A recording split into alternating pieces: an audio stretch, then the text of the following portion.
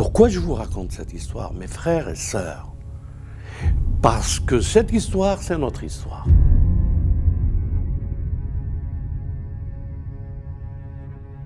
Bismillah ar-Rahman ar-Rahim. Alhamdulillahi Rabbil Alamin. والصلاة والسلام على أشرف الخلق سيدنا ونبينا حبيب قلوبنا وطبيب نفوسنا أبو القاسم محمد. اللهم صل على محمد وآل محمد وعلى أهل بيته أهل بيت النبوة الطيبين الطاهرين الأئمة المعصومين وعلى أصحابه الميامين المنتجبين لدعوته ولنصره. La conscience prévaut que nous devons nous alerter mutuellement. Alors, certains frères ou certaines sœurs suggèrent quelle est la solution.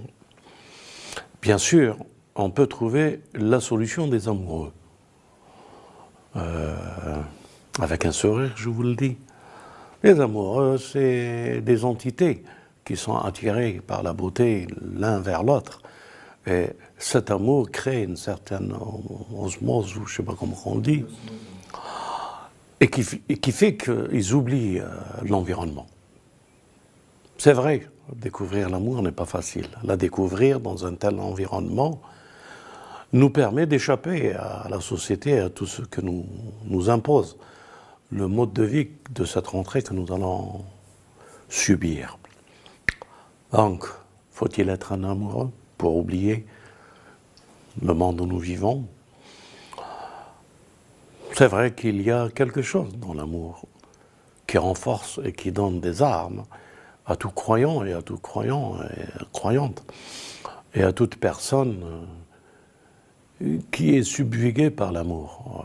L'amour de la beauté, l'amour de la création, l'amour d'une femme, l'amour de ses enfants, de ses images qui se figent dans cet amour et qui sont plus fortes que les difficultés. Elles accompagnent bien facilement la difficulté lorsque nous avons de l'amour. Donc, votre frère Yahya vous conseille, agrippez-vous à l'amour, agrippez-vous à la famille, aimez pour les autres comme le Messie le dit, ce que vous aimez pour vous-même. Alors, on va essayer d'être des amoureux dans un monde de haine. Et bien sûr, nous allons nous reconnaître dans cette société. Nous allons voir les particularités des hommes et des femmes qui aspirent à vouloir vivre la paix et l'amour.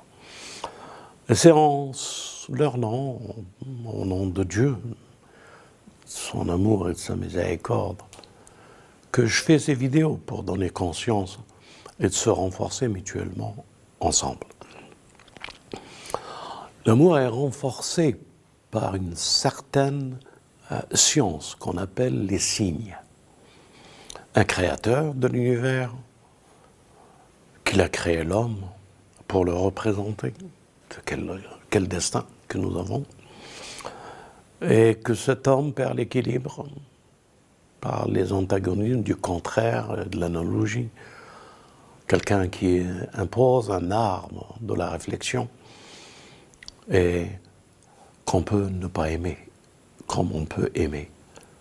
Et on peut choisir aimer, et on peut choisir ne pas aimer, ou détester ce qui a été aimé. Tout de suite, cette histoire, elle vient après Abel et Caïn, deux frères, qu'ils offrent des offrandes, dont un fut accepté et honoré, et l'autre non. Dieu accueille qui il veut et accepte de qui il veut, mais que l'autre, quand il voit qu'il y a une circonstance qui n'est pas accueillie ou qui n'est pas acceptée, ce qu'il offre, il aurait pu être patient. Celui qui a tué le premier être humain. Nous sommes dans des situations où, lorsque le choix nous est donné de Dieu dans l'amour, le contraire, après de l'antagonisme et de la réflexion et du choix, intervient. Nous sommes dans une société où on nous impose un choix. Et de ce choix, c'est eux qui le prennent pour nous. Ce n'est plus nous libres de pouvoir choisir le meilleur choix pour nous, pour notre famille, pour notre société. Les choix sont imposés. Et quand les choix sont imposés, il y a une image dans cette grandeur des signes qu'il s'est révélé. Dans toutes les histoires successives, Adam, Noé, Abraham, Moïse, le Messie, notre bien-aimé, le messager, que la paix de Dieu soit avec eux, du commencement jusqu'à aujourd'hui et jusqu'à la fin pour la parousie. Qu'est-ce que j'essaie de vous dire aujourd'hui? J'essaie de vous dire, mes frères et sœurs, le monde où nous vivons a été révélé. Le monde que nous sommes dans une dictature, elle l'a été. Et il y a toute une sourate qui explique les trois manières d'être dans des mondes pareils. Et les trois sortes d'individus qui apparaîtront dans ces trois mondes. Le premier monde, c'est la société où nous vivons. Dictature qui impose, loi liberticide, des choix qui ne viennent que d'une idole qu'on appelle le veau d'or. Et à travers ces forces et ce choix, ils n'acceptent pas d'autres réflexions, ils n'acceptent pas d'autres visions. Et ils créent un associanisme de vouloir donner d'autres pouvoirs au pouvoir suprême. Alors un groupe de jeunes, il a compris dans lequel il vit dans les difficultés de cette société. Et il a agi. Dans son action, vouloir un tel monde ne peut pas se construire contre les s'opposant à ce monde qu'un amour fortifié et des cœurs renforcés. Ils étaient au nombre du nombre qu'ils étaient. Dieu a uni leur cœur et il les a dirigés vers cette grotte. Notre société, aujourd'hui où nous vivons, devrions-nous profiter de l'amour et de cet amour que les gens de la caverne, Ahl al-Kahf, ont pu avoir dans cette unité pour que le monde se transforme. L'amour transforme, oui. L'amour, c'est la patience, oui. L'amour, c'est le désir d'une rencontre, oui. Et ce sont toutes ces choses. L'amour, c'est Dieu, oui. Donner son destin à Dieu et ne plus avoir le choix en dehors du choix de Dieu, c'est ça l'amour. Donc ces personnes-là se sont retirées. Et le soleil a pris le relais, le temps de dissoudre et de faire naître, le temps de faire disparaître les sociétés obscures de ce qu'ils ont fui.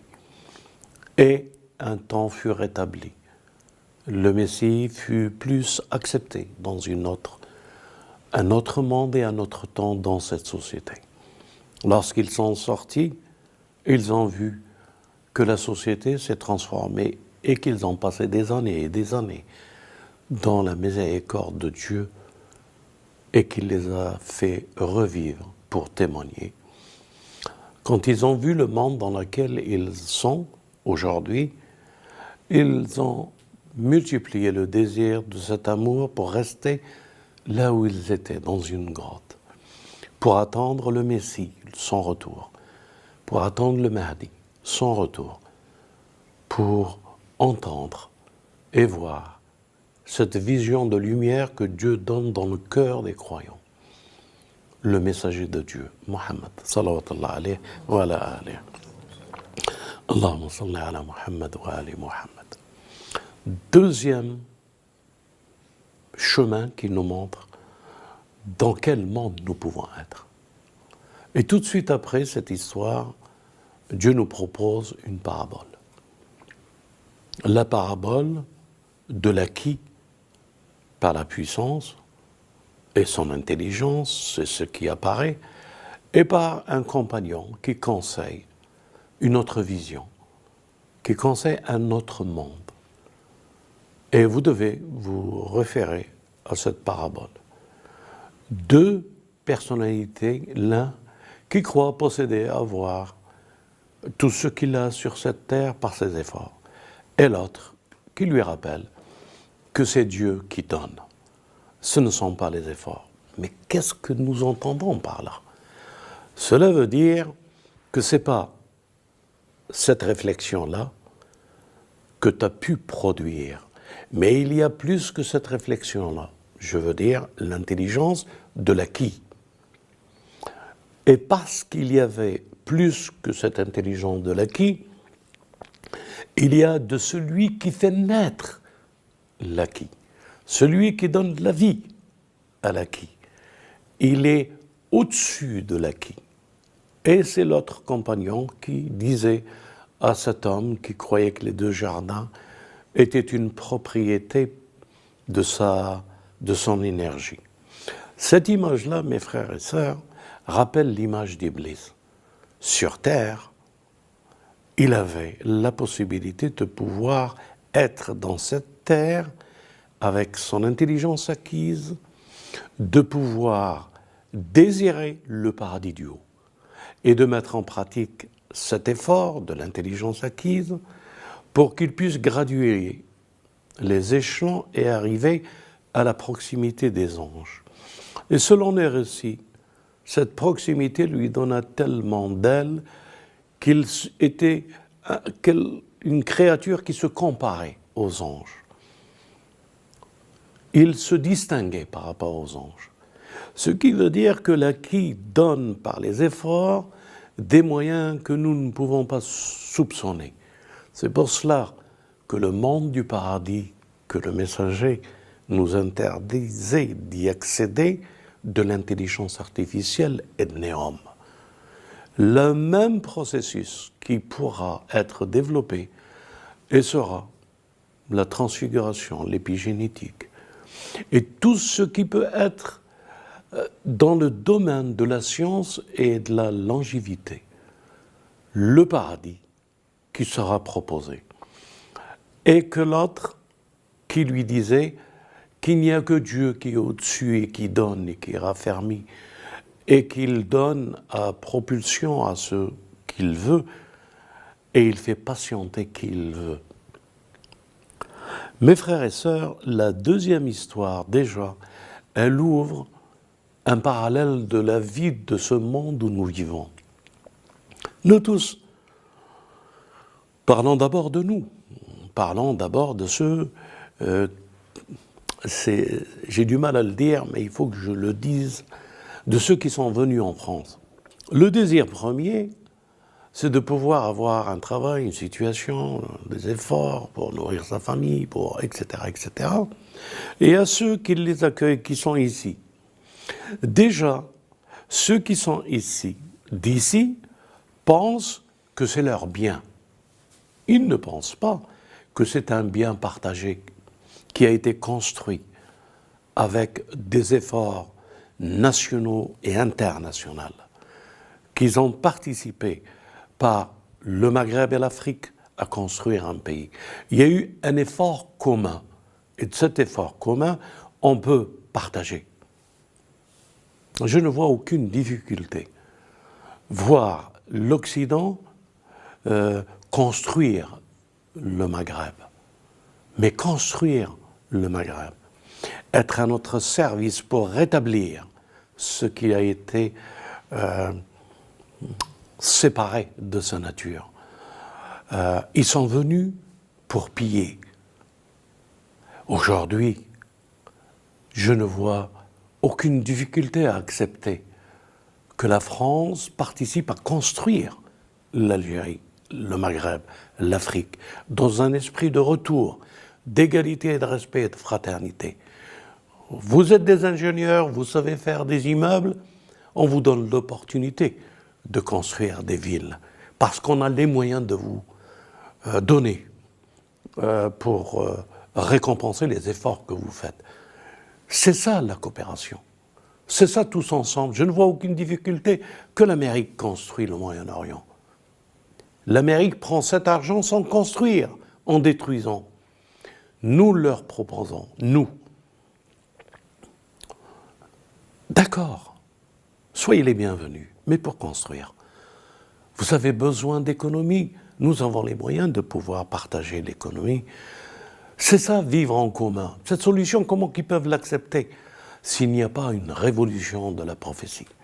S'il n'y a pas le Messie qui éclaire qu'il y a des sociétés constructibles comme Salomon et qu'ils peuvent la rebâtir et on peut la rebâtir tous ensemble.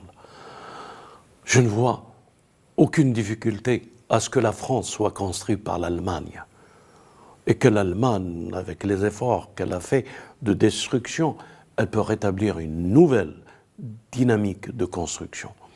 C'est ça les peuples qui se reconnaissent et les difficultés de l'histoire que nous avons tous subies.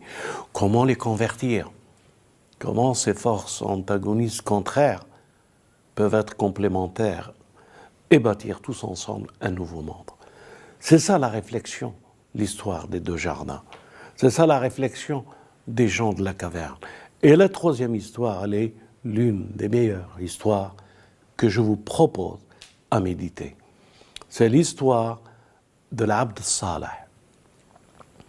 L'Abd Saleh, nous l'avons dit, c'est un personnage, c'est l'homme, selon les récits, qui a bu l'eau de vie.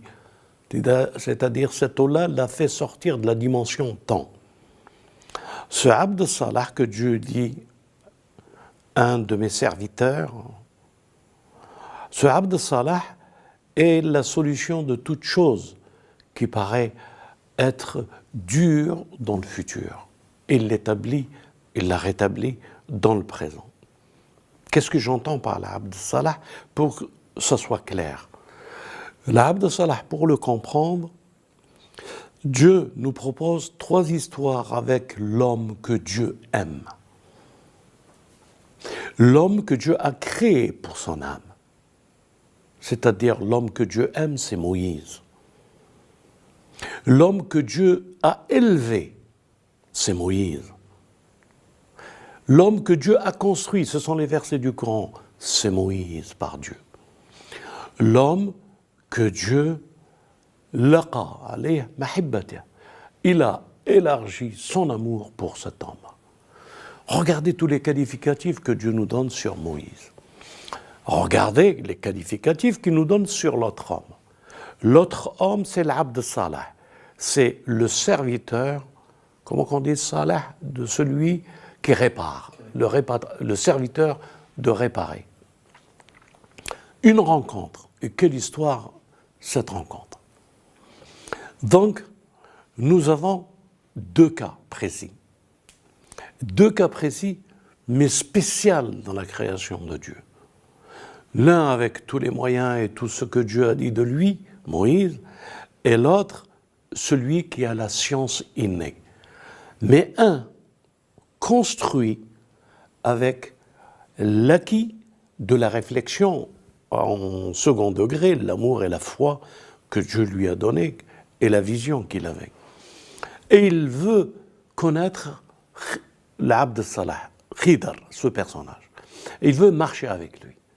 Alors imaginez-vous, mes frères, mes sœurs, deux intelligences de Dieu qu'il la propose à nous.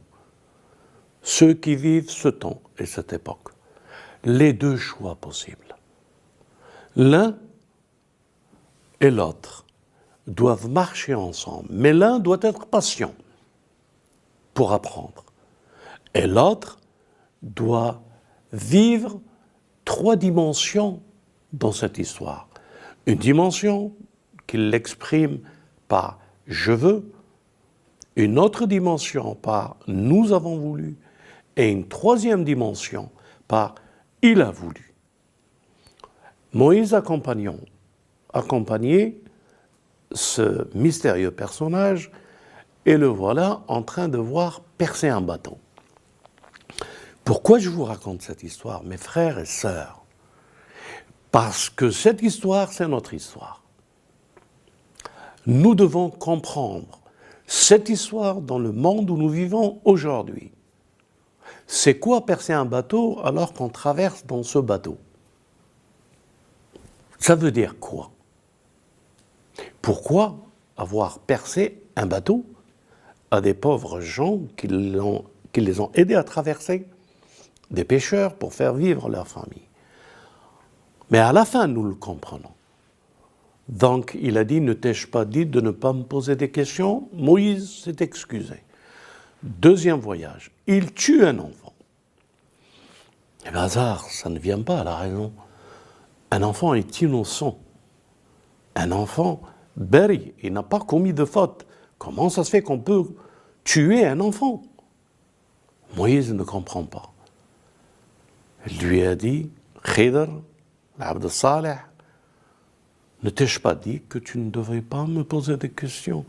Moïse s'est excusé et il a dit, je ne te poserai, si Dieu le veut, Inch'Allah, plus de questions. Et si je le fais, je suis fautif. Troisième chose. Il va dans une contrée qu'on les accueille mal, dans une qaria, une bourgade. On les accueille mal, on les repousse, et là, l'Abd Salah construit un mur. Moïse ne comprend pas. On n'a pas été accueillis. On a été chassés. Et toi, tu vas leur construire un mur. Ça veut dire quoi? Mais tout ça, vous devez le vivre pour le comprendre. Ça veut dire quoi? Ça veut dire que Moïse n'en pouvait plus. Et Khidr a dit, maintenant, c'est une obligation de se séparer. Mais je vais te dire, et je vais t'enseigner, ces trois histoires que tu n'as pas compris. La première histoire du bateau. C'est un bateau appartenant à des malheureux. Et ces malheureux, comme vous le savez, vous l'avez lu, je ne fais que répéter. Mais c'est le sens de cette lecture que vous ne percevez pas. Quel est pour nous aujourd'hui ce bateau? On a deux choix. L'expérience de Moïse, c'est nous, ou nous sommes Khidr. On a deux choix. Dans le raisonnement et l'aptitude à avoir, c'est deux visions différentes. Ou la vision de Khidr et ce bateau, c'est le bateau de l'islam qu'il faut protéger pour ces malheureux qui essaient de vivre avec. Qu'est-ce que ce bateau représente pour nous en Occident? De le protéger en acceptant qu'il ne doit pas être pris entre les mains de ce roi despote pour s'en servir, de ces gouvernements despotes criminels pour s'en servir et la manipulation qu'ils ont fait. À vous de comprendre l'essence de ce bateau, si ce bateau c'est l'islam que Dieu a donné pour qu'ils, dans l'islam, ils trouvent leur vie et leur progéniture. Dans l'islam, ils sont nourris. Dans l'islam, ils sont sécurisés. Dans l'islam, ils sont entre les mains de Dieu dans cette mer. Et dans l'islam, qu'ils voudraient être et qu'on empêche d'être par des rois despotes. Si vous avez compris ça, vous avez compris les enjeux que nous vivons aujourd'hui. Deuxième histoire. C'est l'histoire de cet enfant qu'on tue. Pourquoi? Khidr a dit parce que ses parents étaient des croyants. Et pourquoi? Parce que ces enfants qui vont grandir vont faire du tekfirisme pour leurs parents. C'est-à-dire ces enfants-là qui choisiront, au lieu de la foi des parents qui sont croyants et tout ce que cette foi représente, ils les obligeront à renier leur foi.